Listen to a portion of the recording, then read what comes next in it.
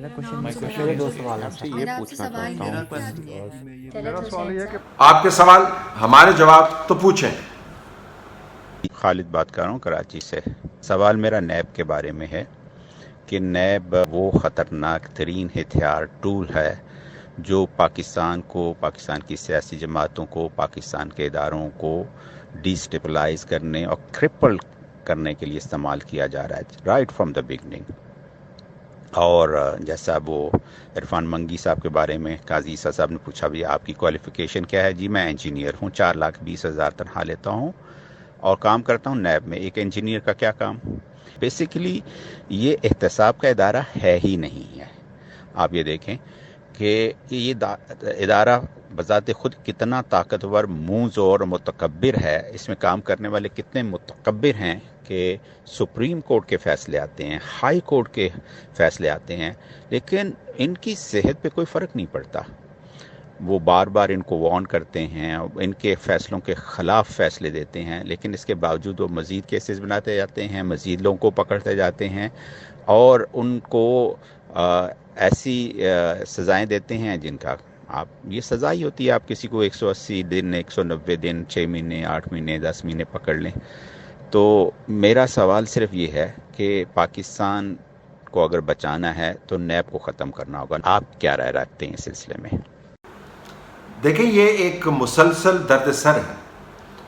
NAB کا جو conduct ہے اس کی وجہ سے میں آپ کو آن دا ریکارڈ مکمل اعتماد کے ساتھ اور معلومات کی بنیاد پر بتا رہا ہوں کہ کے پی اگر آپ اٹھا لیں، کے پی کے اندر جو کام کرنے والے بیوروکریٹس ہیں وہ ہاتھ نہیں لگاتے ہیں فائلوں کو. وہ کہتے ہیں جی ہمارا دماغ خراب ہے، آپ نے ٹرانسفر کرنی ہے کر دیں، ہم نے نہیں اس فائل کے اوپر سائن کرنے. کل کو کچھ پتہ نہیں نیب ہمیں اٹھا کے لے لیں. پنجاب کے اندر وہ جو پنجاب کے اندر خاص محاورہ ہے، پٹ مرے ہیں جو کام کرنے والے چند ایک منسٹر ہیں کہ ہمارے کام ہو. جو بیوروکریٹس وہ ہاتھ ہی نہیں لگاتے. ان کے جی آپ نے فواد کے ساتھ کیا کیا؟ احد چیمہ جو ہے جس نے اس کے ساتھ کام کیا ہوا ہے اور وہ پاکستان تحریک انصاف کے اندر موجود ہیں، کلیدی کردار ہے ان لوگوں کا پاکستان تحریک انصاف میں. ان کے بیان کے مطابق، مجھے نہیں پتا، میں کبھی ان سے ملا نہیں ہوں، ان کے بیان کے مطابق بہترین بیوروکریٹ ہے. رکھا ہوا ہے اس کو اندر، بربادی کر دی ہے اس کے سارے کیریئر کی. اور کسی کو خیال نہیں آتا کہ احد چیمہ کے ساتھ کیا ہو رہا ہے. تو ایسا جب آپ سمبولزم بنائیں گے تو ریاست کے کہ وہ ادارے جو ویسے ہی کام نہیں کہتے، بیوروکریسی جو ہے وہ کیا کام کرے گی اور کیوں کام کرے گی؟ ایک دوسرا، جس عدالت کے اندر مقدمہ جاتا ہے، ہم اپنی بات نہیں کر رہے ہیں، آپ کے سوال کی بات نہیں کر رہے ہیں، وہ عدالت آپ کو 20 چیزیں بتا دیتی ہے کہ نیب والے کیا کر رہے ہیں. اور کمال یہ ہے کہ اگلے دن نیب کے چیئرمین جو ہیں وہ میٹنگ کرتے ہیں اور اس کے بعد ایک پھرلو جاری کر دیتے ہیں، پریس ریلیز جو ہاتھ سے لکھی ہوئی ہوتی ہے اور عموماً سائن شدہ نہیں ہوتی، اور ان کی تصویریں چھپ جاتی ہیں. خود جج صاحب ہیں، خیر جیسے جاوید صاحب کو تو ہم جانتے ہیں پرانا، لیکن جج صاحب ہیں تو وہ کہتے ہیں ہم بڑا زبردست کام کر رہے ہیں. تمام لوگ اس کے اوپر اتفاق کرتے ہیں. آپ کو بھی یاد ہے کہ پہلے تو پی ٹی آئی اس کے اوپر کتنا اعتراض کرتی ہوتی تھی کہ نیب کا کام کیا ہے. اب جب دیکھا کہ شہباز شریف اور حمزہ شہباز کے گرد ہم نے دائرہ تنگ کرنا، تو ایک دم یاد آ گیا کہ اگر ہم نے ان کے گرد جو ہے گھیرا تنگ کر دیا اور دائرہ ان کا محدود کر دیا سیاسی، تو کہیں مریم نواز جو ہے وہ نہ بولنے لگ جائے. تو مریم نواز کو بھی طلب کر لیا، جی یہ اراضی آپ نے جو ہے نا وہ سستے داموں خریدی ہیں، ذرا حاضر تو ہوں. اور بیچ میں کمپنسیشن کے لیے بزدار صاحب کو ایک شراب کا جو لائسنس ہے وہ مبینہ طور پر ان کے کسی رشتہ دار نے پیسے لیے ہیں، ان کو طلب کر لیا بیلنسنگ ایکٹ کے طور پر. تو یہ کیا لوگوں کو کیا سمجھ نہیں آتی؟ سب کو پتہ چلتا ہے کہ آپ کس طریقے سے پولیٹیکل مینوورنگ اور پولیٹیکل چیس بورڈ جو ہے، شطرنج جو ہے، وہ آپ نے جمائی ہوئی ہے اور آپ اس کے اوپر مورے آگے پیچھے کر رہے ہیں. Zero credibility. آپ جاری کرتے رہیں پریس ریلیزز، آپ دھوں سے دھاندلی کے ساتھ بات کرتے رہیں، زیرو کریڈیبلٹی اور میسیولی ڈیمیج جو آپ کی کریڈیبلٹی ہے، پبلک ٹرسٹ جو ہے. میں آپ کو بتاؤں جرمنی کے اندر جو اگر آپ وہ دیکھیں کہ ان کی جو ریٹنگز ہیں اینٹی کرپشن کے اوپر بہت ہائی ریٹنگز ہیں ان کی. 2 منصوبے ہیں. ایک ان کا کوئی ایک شہر کے اندر ایک ملٹی پرپز بلڈنگ بنائی تھی، اس کا ٹھیکہ جو ہے وہ دیا گیا تو بہت زیادہ پیسے اس کے اوپر لگ گئے. پبلک ہیو اینڈ کرائی ہوا, وہ ڈیلے ہو گیا منصوبہ بی آر ٹی کی طرح تو نہیں ہوا, ایک جرمن معیار کے مطابق بی آر ٹی کی طرح ہو گیا. تو اس کے اوپر بڑا تحقیقات ہوئیں. برلن کے اندر ایک ایئرپورٹ بن رہا ہے, وہ ختم ہی نہیں ہو رہا بائی جرمن اسٹینڈرڈ. 7 8 10 سال ہو گئے ہیں اس کو. تو وہ اس کا جو اوریجنل خرچہ تھا اس سے کئی زیادہ اوپر چلا گیا. تو میں جب جرمنی گیا ہوا تھا لاسٹ ایئر, تو ادھر ہم نے پوچھا کہ آپ لوگوں نے تحقیق کی ہے اس میں لوگوں کا پبلک منی جو ہے وہ اوور ایکسپینڈیچر سے صرف ہوئی ہے, زیادہ ضیاع ہوا ہے اس کو؟ ان کا جی بالکل ہوا ہے. انہوں نے کہا بندے آپ نے پکڑے ہیں؟ انہوں نے کہا جی ہم نے بندے نہیں پکڑے. ہم نے کہا جی بندے کیوں نہیں پکڑے آپ نے؟ انہوں نے کہا جی کہ جو ضائع ہو گیا پیسہ, اس کو پکڑتے پکڑتے جو ہم ڈیمیج کر دیں گے لوگوں کا ٹرسٹ اپنے پولیٹیکل سسٹم کے اوپر, فیصلہ سازی کے اوپر, بیوروکریسی کے اوپر, وہ کاسٹ اس سے بہت زیادہ ہوگی. ہم نے وہ کاسٹ پے نہیں کرنی. میں آپ کو مکمل طور پر اعتماد کے ساتھ یہ بتا رہا ہوں کہ یہ جرمن آفیشلز نے ہمیں بتایا کہ ہم یہ اس ضیاع کو سے صرف نظر کر لیں گے, کیونکہ اس کو پکڑتے پکڑتے جو ہم ڈیمیج کریں گے اس کو تو ہم ٹھیک کر ہی نہیں سکتے. اور یہاں پر آپ نے سارے نظام کو تتر بتر کر دیا ہے اور آپ کہتے ہیں اپنے پاکستان کو ٹھیک کر دیا. تو بالکل. اور عدالتیں جو سپروائز کرتی ہیں, پتہ نظر نہیں آتا کون کون لوگ کتنے عرصے سے جو ہے عدالتوں کے بند ہیں, آپ نے ان کو کسٹڈی میں رکھا ہوا ہے, اور یہ ایکسٹینڈ کیے جا رہے ہیں ریمانڈ, چارجز فریم کرتے نہیں ہیں اور بندے کو رکھا ہوا ہے. تو یہ ایک بہت بڑا لارج ڈیٹینشن سینٹر ہے جو آپ نے بنا دیا ہے. اس طرح تو بہت جبر والے ممالک کے اندر اس قسم کے کام ہوتے ہیں.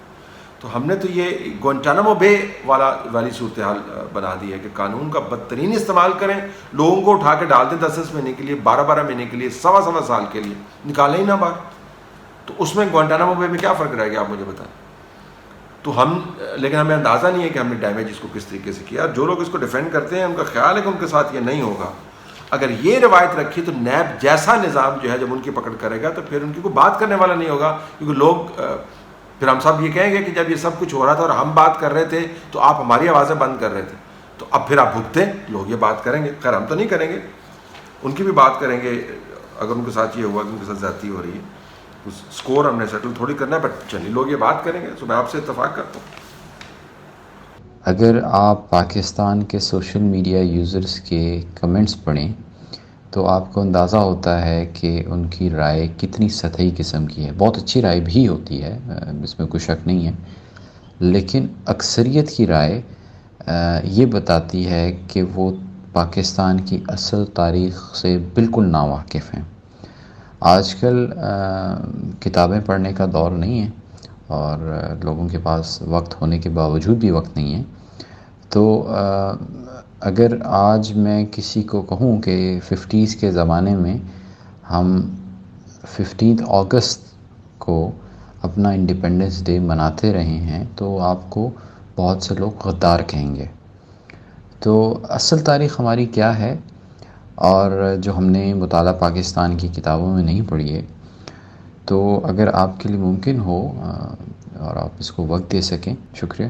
طلعت صاحب, آپ کا پروگرام بہت آبزرویشن اور کین آبزرویشن سے میں دیکھتا ہوں. میں ماسٹرز کا اسٹوڈنٹ ہوں اور میرا آپ سے بڑا بیسک سا سوال ہے کہ جو ہم جنریشن ہے, جو نیکسٹ جنریشن جو 20s 25 اپنی 30s میں ہیں, ان کو کیا پاکستان کی ایکوریٹ اور صحیح ہسٹری پتہ ہے, اور یہ ہمارے اوپر کس طرح اثر کرتا ہے کہ اگر ایک نوجوان کو اپنی ٹرو ہسٹری جو ہے وہی نہ پتہ, اور اگر ہم ٹرو ہسٹری اپنی پتہ کرنا چاہیں تو ہم کس کی طرف رجوع کریں اور کن سورسز کو اوتھینٹک سمجھیں.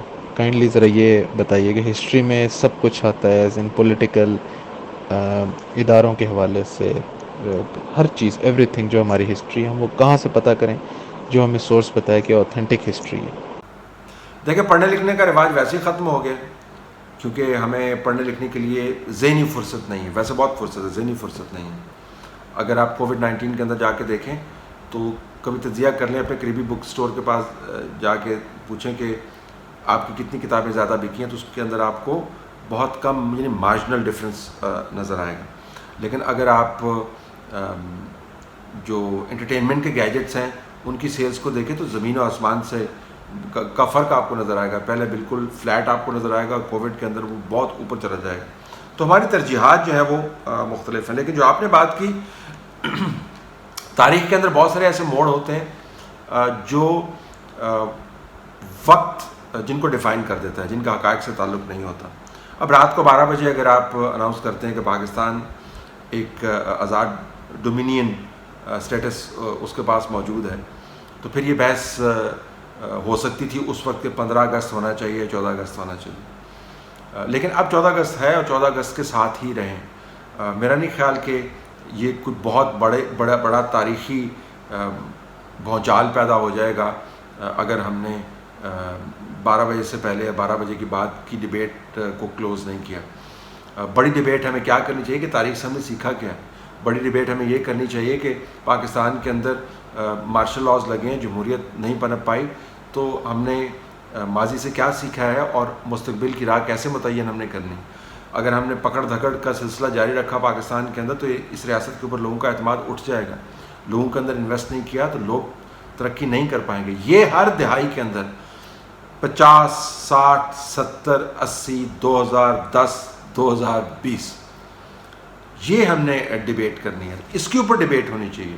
مشرقی پاکستان کیوں ہم سے علیحدہ ہو گیا, کارگل جنگ کے کیا محرکات تھے, ہندوستان کے ساتھ جو ہماری پالیسی ہے, اور مختلف ذرائع کو آپ کو کنسلٹ کرنا ہوگا. کسی ایک رائے پر نہ بیٹھ جائیں. کوئی جو ہے وہ عقل کل بالکل بھی نہیں ہے, معلومات کا فقدان ہے. خود زحمت کر کے ویکیپیڈیا نہ پڑھا کریں اور ایزی سائٹس پہ نہ جایا کریں.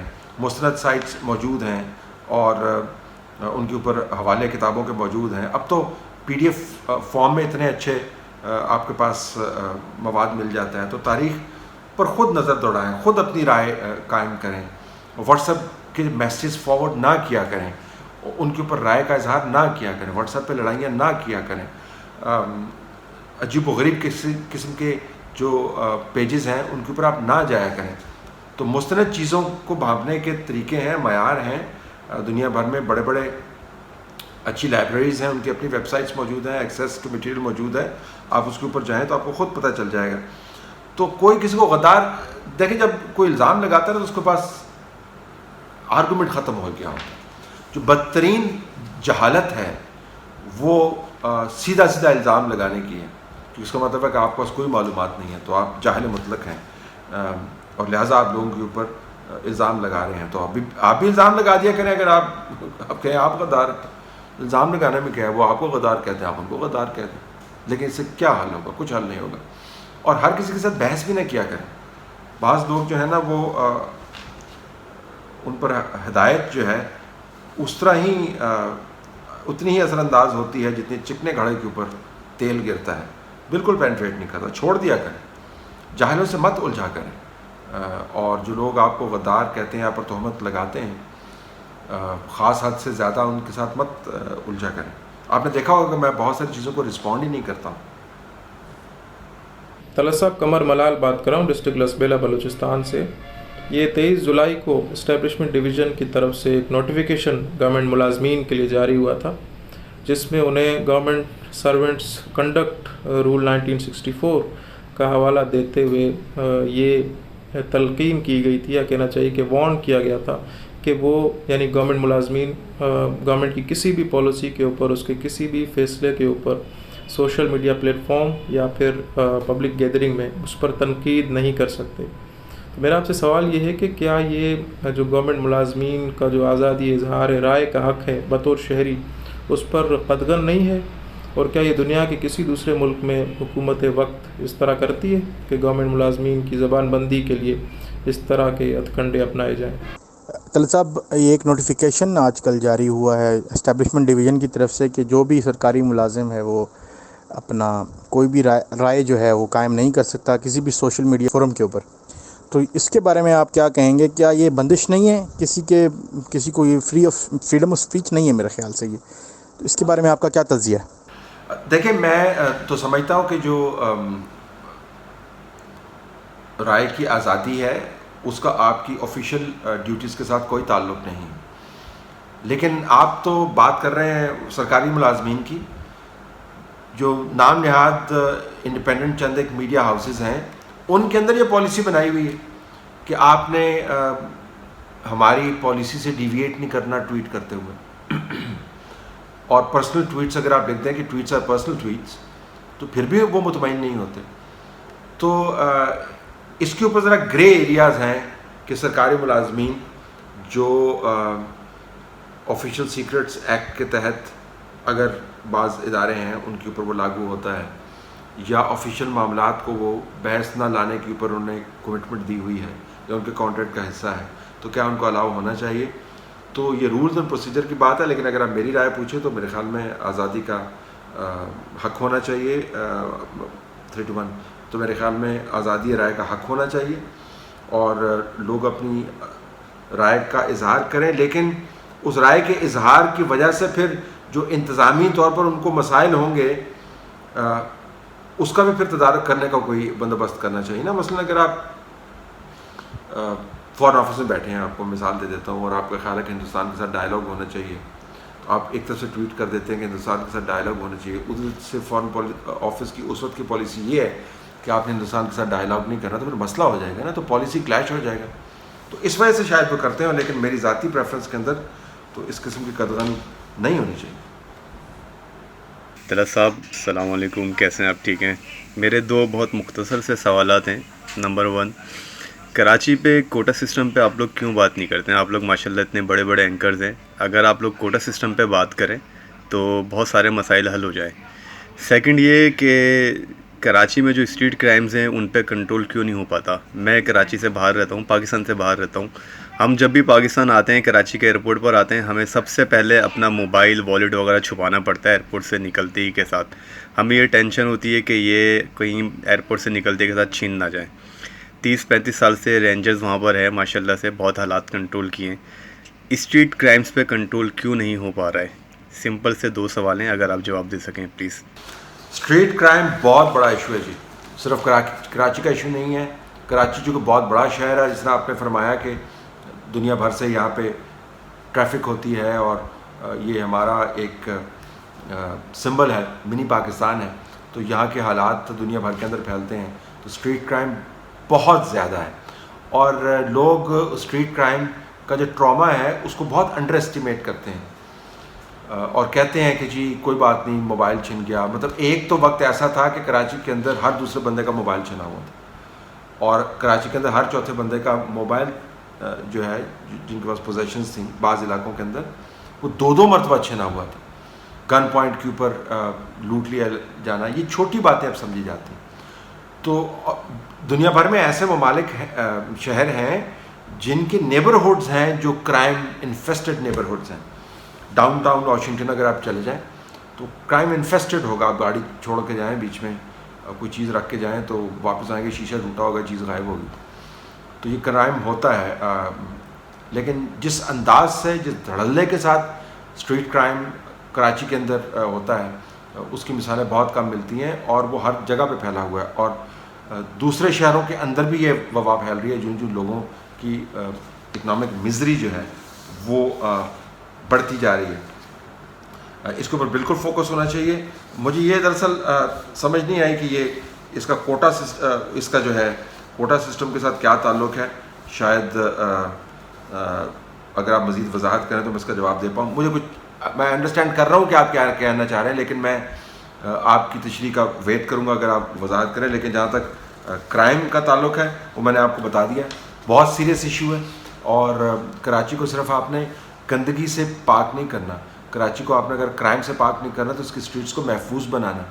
اور جب تک ہم یہ کام نہیں کر پائیں گے تو جو سینس ہے سیکیورٹی کا وہ شہریوں کے اندر نہیں آئے گا. اور شہری سے جب آپ سینس آف سیکیورٹی لے لیتے ہیں تو پھر اس کی کمٹمنٹ ٹیکس دینے کے لیے، اس کی کمٹمنٹ پرفارم کرنے کے لیے وہ زیرو کے اوپر چلی جاتی ہے. تو اسٹریٹ کرائم بہت ہی سیریس کام ہے.